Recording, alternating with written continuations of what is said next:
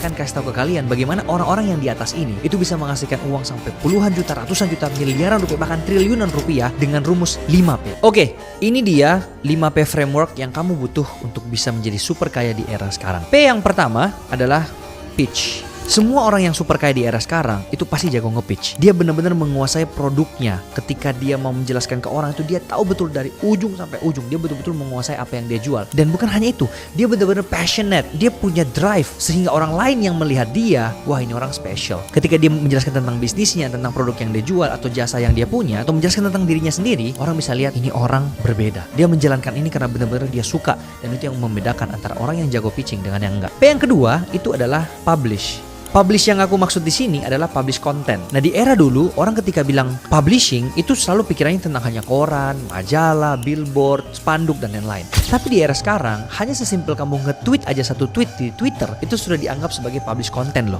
Dan publish ini banyak sekali bentuknya di era sekarang. Bisa aja dalam bentuk satu kalimat di X, bisa aja dalam bentuk foto di Instagram, bisa aja dalam bentuk buku, bisa aja dalam bentuk podcast, kamu jadi penyiar radio. Itu banyak sekali, bukan hanya sekedar upload konten ya, itu juga salah satu publish, tapi bentukannya sudah banyak banget. Nah, P yang ketiga adalah productization. Di P yang ketiga ini, kamu betul-betul harus tahu bagaimana caranya untuk menciptakan produk sehingga kamu tidak menukarkan waktumu dengan uang. Karena orang-orang yang menukarkan waktunya dengan uang sampai kapanpun dia nggak mungkin bisa menjadi top atas tadi yang bisa menghasilkan sampai ratusan juta rupiah, miliaran rupiah, bahkan sampai triliunan rupiah. Malah orang-orang yang di posisi atas itu rela menukarkan uangnya berapapun demi waktu. Nah, sedangkan kamu mungkin yang menonton video ini masih menggunakan waktu, menukarkan waktumu untuk mendapatkan uang. Nah, untuk itu di part yang ketiga ini atau productization, kamu harus tahu bagaimana caranya untuk menciptakan produk sehingga kamu gak usah untuk menukarkan waktumu untuk mendapatkan uang. Nah, berikutnya P yang keempat itu yang dinamakan dengan profile. Nah, profile ini maksudnya gimana? Di bagian profile, kamu wajib untuk sering diliput oleh berita-berita.